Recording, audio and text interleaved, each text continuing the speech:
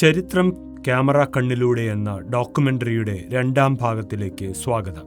ഈ എപ്പിസോഡിൽ ശ്രീ ബി ജയചന്ദ്രൻ എന്ന മുൻകാല മനോരമ പിക്ചർ എഡിറ്ററിന്റെ പത്രജീവിതത്തിൽ കണ്ട കേരളത്തിന്റെ ചരിത്ര വഴികളെ തന്നെ സ്വാധീനിച്ച ചിത്രങ്ങളെക്കുറിച്ചും അവയ്ക്കു പുറകിലെ കഥകളെക്കുറിച്ചും അദ്ദേഹം നമ്മളോട് സംസാരിക്കുന്നു.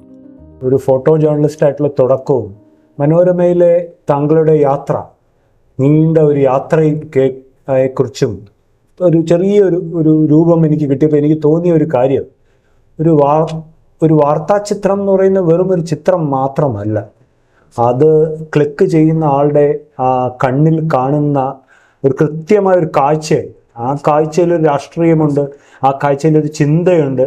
അപ്പോൾ അതിൻ്റെ പുറകിൽ ഒരുപാട് കാര്യങ്ങൾ, കേവലം ഒരു ചിത്രം പകർത്തലല്ല. അതാണ് എനിക്കിപ്പോൾ മനസ്സിലായത്. അപ്പം ഇങ്ങനെ എനിക്ക് തോന്നുന്നു മനോരമ ജീവിതത്തിൽ ഒരുപാട് കാഴ്ചകൾ കണ്ടു കാണുന്നുണ്ട്. ഒരുപാട് എനിക്ക് തോന്നുന്നു മനോരമയുടെ ചിത്രങ്ങളിലൂടെ ഒരുപാട് ഒരു വായനക്കാരെ സ്വാധീനിച്ച പല സംഭവങ്ങളും ഉണ്ടായിക്കാണും. അത് എടുത്ത് പറയത്തക്ക ഏതെങ്കിലും 1-2 സംഭവങ്ങളൊന്ന് പറയാമോ? അപ്പം അങ്ങനെ ഞാൻ ഇത് സ്റ്റാർട്ട് ചെയ്യുന്ന കാലത്താണ് 82-ൽ ഈ ചാല കലാപം ഉണ്ടാവുന്നത്. അപ്പം അത് കാണുമ്പം തന്നെ ഇങ്ങനെ ഇതുണ്ടാവും, ഈ സമൂഹത്തിൻ്റെ ഇടയിൽ എങ്ങനെയാണ് ഈ കലാപങ്ങളൊക്കെ ഉണ്ടാവുന്നത്, അല്ലെങ്കിൽ എവിടെയാണ് അത് രാഷ്ട്രീയമായിട്ടാണോ അല്ലെങ്കിൽ ഇതാണ്. അപ്പോൾ ഇത് നമുക്ക് അറിഞ്ഞ് മാറ്റാൻ പറ്റും. അപ്പോൾ ഈ കലാപമൊക്കെ കഴിഞ്ഞിട്ട് ചില ഭരണങ്ങളുണ്ടാവുന്നു, ഇങ്ങനെയൊക്കെ സംഭവിച്ചിട്ട് അവസാനം പിന്നെ ഈ നമുക്ക് പരിചയമുള്ള സെക്രട്ടറിയുടെ മുമ്പിൽ എപ്പോഴും ഞങ്ങൾ ഒന്ന് കൂടാറുള്ള ഒരു ചെട്ടിയാർ ചേട്ടൻ എന്ന് പറയുന്ന ഒരു സീനിയർ ഒരു ASI ഉണ്ടായിരുന്നു.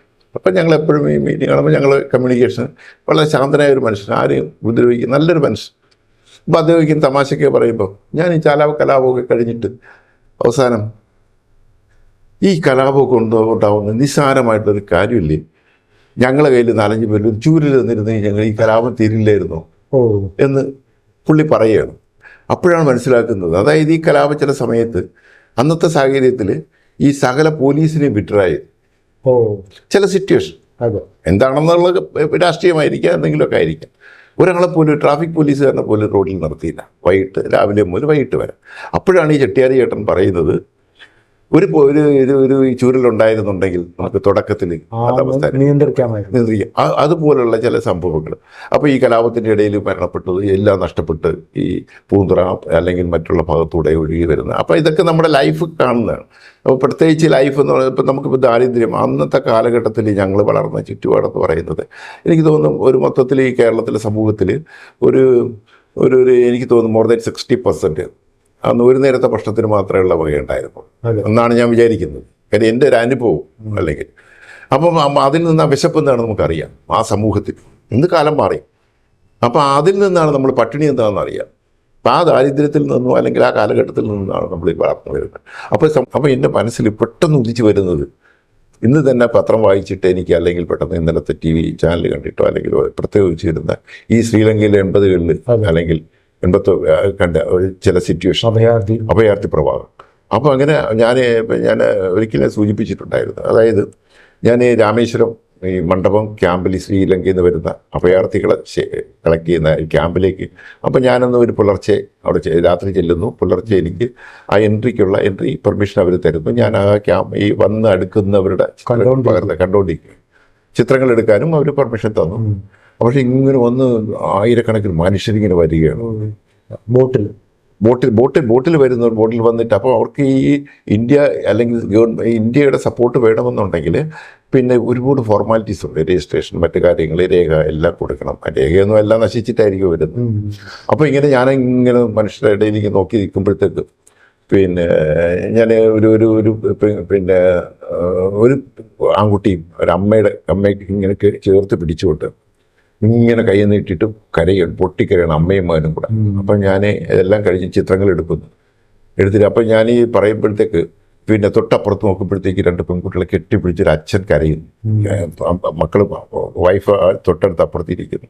അപ്പം അതിൻ്റെ കാരണങ്ങൾ ചോദിച്ചപ്പോഴത്തേക്കാണ് പറയുന്നത്, ആ അമ്മയും മകനും കൂടെ കാണുന്നത് അവരിങ്ങനെ അകലങ്ങളിൽ വരുമ്പോഴത്തേക്ക് ഏതോ ഒരു പിന്നെ വെടിവെച്ച കേട്ടു, ഇങ്ങനെ ശബ്ദങ്ങൾ കേൾക്കുന്നു രാത്രിയിൽ. അച്ഛനും അല്ലെങ്കിൽ ഈ അമ്മയും മകനും ഒരു ബോട്ടിൽ, മറ്റുള്ളവരുടെ കൂട്ടത്തിൽ ഈ അമ്മയും മറ്റ് 2 മക്കളും കൂടെ മറ്റൊരു ബോട്ടിലായിരുന്നു. ആ ബോട്ട് തകരുന്ന ദൃശ്യം അവർ കാണുകയാണ് ദൂരെ. ഒന്നും ചെയ്യാൻ പറ്റത്തില്ല. അപ്പോൾ ആ മരണത്തെ കണ്ടുകൊണ്ട് പൊട്ടിക്കരയുക. അപ്പോൾ ഈ കാര്യം അറിഞ്ഞിട്ട് നമ്മൾ ഈ ചിത്രങ്ങൾ എടുക്കുമ്പോഴത്തേക്ക് ശരിക്കും അത് ആദ്യം ഈ ക്യാമറ ചലിക്കുന്നതിനേക്കാൾ മനസ്സാണ് ചലിക്കുന്നത്. അപ്പോൾ ഞാനീ പറഞ്ഞ പോലെ ക്യാമറയിൽ എൻ്റെ കണ്ണീര് ഇങ്ങനെ ക്യാമറയിലൂടെ ഒഴുകുകയാണ്, ആ ലൈഫ് ഇങ്ങനെ. അത് കഴിഞ്ഞിട്ട് ഈ കുട്ടികളെ പട്ടിണി കാണുമ്പോഴത്തേക്ക് അപ്പോൾ ഞാൻ ചോദിക്കുമ്പോഴത്തേക്ക് 2 ദിവസമായി കുട്ടികൾക്ക് ഭക്ഷണം കൊടുത്തിട്ടെന്നാണ് പറയുന്നത്. കടലിലെ വെള്ളം കൊടുക്കാൻ പറ്റില്ല, ഉപ്പുവെള്ളം അല്ലെങ്കിൽ. അപ്പോൾ ഇങ്ങനെ ആ മനുഷ്യ കരയാണ്. അപ്പോൾ വിശപ്പിൻ്റെ മരണത്തിൻ്റെ. അപ്പോൾ അതിൽ നിന്ന് അന്ന് ഞാനിങ്ങനെ ആ പുലർച്ചെ നിന്ന് കണ്ണീരിങ്ങനെ കരഞ്ഞിട്ട് ഞാൻ തീരുമാനിക്കുന്നു, ഇനി ഞാൻ ഈ ക്യാമറ പുറത്തേക്ക് ഇനി വിടുന്നില്ല. ക്യാമറ എന്ന് പറഞ്ഞാൽ പേനയ്ക്ക് തുല്യമായിട്ട് ഞാൻ കണ്ടിട്ടുള്ളൂ. അതുകൂടാതെ ഇപ്പം പിന്നെ ചില ശാസ്താംകോട്ടയിലെ ചില ഈ സ്ഫോടനങ്ങൾ, ഒരു തല മാത്രം എടുത്തുകൊണ്ട് പോകുന്ന രംഗങ്ങൾ. അപ്പോൾ അന്നൊക്കെ ഈ മാറ്റങ്ങൾ ഈ മീഡിയയിൽ വന്നു തുടങ്ങി. കാര്യം ചില ചിത്രങ്ങളൊന്നും അന്ന് കൊടുക്കില്ലായിരുന്നു. പക്ഷേ അന്നൊക്കെ ഈ പുതിയ എഡിറ്റേഴ്സ് അല്ലെങ്കിൽ ചിന്തിക്കാനുള്ള, അല്ലെങ്കിൽ വെസ്റ്റേൺ കൺട്രീസിനെ പോലെ ഡെവലപ്ഡ് കൺട്രീസിലും ഉള്ള മീഡിയയെ പോലെ ചിന്തിക്കാൻ കഴിവുള്ള എഡിറ്റേഴ്സ് മനോരമയിൽ വന്നു തുടങ്ങി. അപ്പോഴേ ഞാൻ മനസ്സിലാക്കുന്ന ഒരു പക്ഷേ ഇന്ത്യയിൽ തന്നെ ഏറ്റവും നല്ല ഒരു പ്രൊഫഷണൽ സ്ഥാപനമായിട്ട് ഇങ്ങനെ സ്ഥാപനമാണ് മനോരമ എന്ന് എനിക്ക് മനസ്സിലാക്കാൻ സാധിക്കും. അപ്പോൾ അങ്ങനെ ഞാൻ ഈ പിന്നെ കോഴിക്കോടുള്ള ചില അവസ്ഥകൾ, അല്ലെങ്കിൽ ഇങ്ങനെ ഞാനിപ്പം പിന്നെ ഇപ്പം ഞാൻ രാവിലെ പുറത്തിറങ്ങും, വീട്ടിൽ നിന്ന് ഇറങ്ങിയിട്ട് ഇങ്ങനെ യാത്ര ചെയ്യും, 2 വീലറിൽ യാത്ര ചെയ്യും, സെക്രട്ടേറിയറ്റിനകത്തൂടെയൊക്കെ വരുമ്പോഴത്തേക്ക് കാണുന്ന ദൃശ്യങ്ങൾ പകർത്തും. അങ്ങനെ ഈ ചില പിന്നെ ഈ സെക്രട്ടേറിയറ്റിന് മുമ്പിൽ തന്നെ ഒരു മനുഷ്യൻ ജോലി ചെയ്ത് പെയിൻറ് ചെയ്തുകൊണ്ടിരിക്കുന്നിടത്ത് താഴെ വീണിട്ട് ഒരു മതിലിൻ്റെ മുകളിൽ ഇങ്ങനെ ശൂലം പോലുള്ള കമ്പികളിൽ പൊത്ത് കയറി കിടക്കുകയാണ്. അപ്പം ആൾക്കാരെല്ലാം കൂടെ മതിലിൻ്റെ പുറത്ത് കയറി രക്ഷപ്പെടുത്താൻ നോക്കുകയാണ്. അപ്പോൾ ഒരു 1 കിലോമീറ്റർ പോലും ഇല്ല ഈ പിന്നെ ഫയർഫോഴ്സ്. പക്ഷെ ഫയർഫോഴ്സുകാർ വന്നാലും എടുക്കാൻ പറ്റത്തുള്ളൂ. ഈ കമ്പി ശൂലം പോലുള്ള കമ്പിയാണ്, കമ്പിയിൽ കുത്തി കയറിയിരിക്കുകയാണ്. അപ്പം അത് കട്ട് ചെയ്യാതെ എടുക്കാൻ പറ്റില്ല, അവന് അപ്പം മരിച്ചു വീഴും. അപ്പൊ ഇങ്ങനെ ഇപ്പൊ 3/4 കിലോമീറ്റർ മാത്രം ദൂരമുള്ള ഫയർഫോഴ്സുകാർ വരുന്നില്ല. അന്നൊരു ടെലിഫോണോ മറ്റു കാര്യങ്ങളും ഇല്ല. അപ്പൊ ഞാൻ അവിടെ ഒരു മെഡിക്കൽ സ്റ്റോറിൽ രാവിലെ 8:30 ഞാൻ മെഡിക്കൽ സ്റ്റോറിൽ നിന്ന് വിളിക്കുന്നു, ഫയർഫോഴ്സിൽ വിളിക്കുന്നു. എന്നിട്ട് 1 മണിക്കൂറോളം ആയി ഫയർഫോഴ്സുകാർ വന്നിട്ട് കട്ട് ചെയ്യാനൊക്കെ. അപ്പൊ ഇങ്ങനെയുള്ള ചില ഈ അപ്പൊ നിലത്ത് കിടന്ന് ആക്സിഡന്റിൽ കിടന്ന് ആരും തൊടുന്നില്ല. ഞാൻ തന്നെ അപ്പൊ പലരും ചിത്രം എടുക്കാൻ സമയം കിട്ടുന്നു എന്നൊക്കെ ചോദിക്കാറുണ്ട്. പക്ഷെ എന്റെ ക്യാമറയ്ക്ക് ചിത്രം എടുക്കാൻ സമയം വേണ്ട. ഞാനിങ്ങനെ ഒരാളെ രക്ഷപ്പെടുന്നതിനിടയിൽ കഴിഞ്ഞാൽ ക്യാമറയൊക്കെ റെഡി ആയിരിക്കുമല്ലോ. അപ്പോൾ ഞാൻ അവിടുത്തെ രക്ഷപ്പെടും. ഞാൻ എന്നെ കൊണ്ട് ചെയ്യാവുന്നതൊക്കെ സാധാരണ മറ്റുള്ളവർ ചിത്രീകരിക്കുന്ന പോലെയല്ല, എന്നെ കൊണ്ട് ചെയ്യാവുന്ന സഹായങ്ങൾ ഞാൻ അവിടെ ചെയ്തിരിക്കും. അത് പിന്നെ ഒരുപാട് അവസരങ്ങളുണ്ട്. പിന്നീട് കാലം കഴിയുമ്പോഴായിരിക്കും അവരൊന്നും എൻ്റെ അടുത്ത് പറയും, നിങ്ങൾക്ക് എൻ്റെ ഓർമ്മയുണ്ടോ, നിങ്ങൾ എന്നെ മെഡിക്കൽ കോളേജിലേക്ക് കൊണ്ടുപോയി, അല്ലെങ്കിൽ രക്ഷപ്പെടുത്തി, അന്ന് നിങ്ങളുള്ളത് കൊണ്ടാണ് ഞാൻ രക്ഷപ്പെട്ടത്. ഇങ്ങനെയുള്ള എനിക്ക് ചില അനുഭവങ്ങൾ ഇത് കേൾക്കുമ്പോൾ തോന്നുന്നത്, ഇന്നത്തെ കാലത്ത് നമ്മൾ എന്തെങ്കിലും ഇതുപോലത്തെ അപകടം കാണുമ്പോൾ കൂടുതലും ആൾക്കാർ ഫോട്ടോ എടുക്കാൻ വേണ്ടിയിട്ടാണ് ഇരിക്കുന്നത്. പക്ഷെ അതിൽ നിന്ന് അപ്പം ഞാൻ എൻ്റെ ക്യാമറ എല്ലാം റെഡി ആയിരിക്കും, വലിയ ക്യാമറയാണ്. പക്ഷെ ഞാൻ ഇടതുകൈ കൊണ്ടായിരിക്കും എടുക്കുന്നത്. പക്ഷെ അവനെ രക്ഷപ്പെടുത്താൻ അത് കാര്യം. അപ്പം അങ്ങനെ ഒരുപാട് എതിർപ്പുകളൊക്കെ ഞാൻ വ്യക്തമാക്കിയിട്ടുണ്ട്. ഞാൻ പറയും, നിങ്ങൾ ഉദ്ദേശിക്കുന്നത് പോലെ ഒരു ഫോക്കസ് ചെയ്ത് ഇങ്ങനെ എടുക്കാനല്ല ഞാൻ നിൽക്കുന്നത്. ഞാൻ ഇതിനിടയിൽ എൻ്റെ ക്യാമറ എപ്പോഴും റെഡിയായിരിക്കും. സ്പീഡ് അല്ലെങ്കിൽ റോഡിലൂടെ സഞ്ചരിക്കുമ്പോൾ എൻ്റെ സ്പീഡ് അറ്റാച്ച് ചെയ്തിട്ടായിരിക്കും ഞാൻ വരുന്നത്. അതുപോലെ ഇപ്പോൾ ഇത് ഈ വാർത്താ ചിത്രങ്ങൾ എടുക്കുന്നതിനെ കുറിച്ച് പറഞ്ഞു. വാർത്താ ചിത്രങ്ങൾ എടുക്കുന്ന ചിത്രങ്ങളെല്ലാം എടുക്കുന്ന അവിടെ ആ ക്യാമറയ്ക്ക് പുറകിൽ ഒരു ജേർണലിസ്റ്റും കൂടെ ഉണ്ട് താങ്കൾ പറയുന്നതെന്ന് എനിക്ക് മനസ്സിലായി. സംഭവ ബഹുലമായ ഒരു മനോരമ ജീവിതം തന്നെയായിരുന്നു ശ്രീ ബി ജയചന്ദ്രൻ്റേത്. ജോലിയിൽ പ്രവേശിച്ച കുറച്ചു കാലത്തിന് ശേഷം ഉണ്ടായ ഒരനുഭവം ചെറിയൊരിടവേള മനോരമയിൽ നിന്നും അദ്ദേഹത്തിനെ മാറ്റി നിർത്തി. അപ്പം അന്ന് ഞാൻ വേറെ രീതിയിൽ പറയല്ല, കാര്യം അന്ന് ഫോട്ടോഗ്രാഫേഴ്സിനെന്ന് പറഞ്ഞു കഴിഞ്ഞാൽ ഈ എഡിറ്റേഴ്സ് എന്ന് പറയുമ്പോഴത്തേക്ക് ഒരു പവർഫുൾ അല്ലെങ്കിൽ ഒരു ഫോട്ടോഗ്രാഫേഴ്സ് എന്ന് പറയുന്നത് അവരുടെ ഒരു സബ് സ്റ്റാഫായിട്ടാണ് കാണത്തുള്ളായിരുന്നു. അതെ, ഒരു ഇന്നത്തെ തരത്തിലുള്ള ഒരു ഉയർന്ന ഒരു അതല്ല. നമ്മൾ അന്ന് ഈ മനോരമ ഞങ്ങളെടുക്കുന്നത് editorial equal to editorial sub editor photo journalism ആണല്ലോ അവരുടെ. പക്ഷെ അന്ന് വരെയുള്ള ആ കാലഘട്ടത്തിലുള്ള ഫോട്ടോഗ്രാഫേഴ്സ് ഫോട്ടോ എടുക്കുക എന്നൊക്കെ വരുന്നത്. അങ്ങനെ ഒരുപാട് നെഗറ്റീവ് ഇമേജ് എനിക്ക് എക്സ്പീരിയൻസ് ഉണ്ടായി എഡിറ്റേഴ്സിൻ്റെ.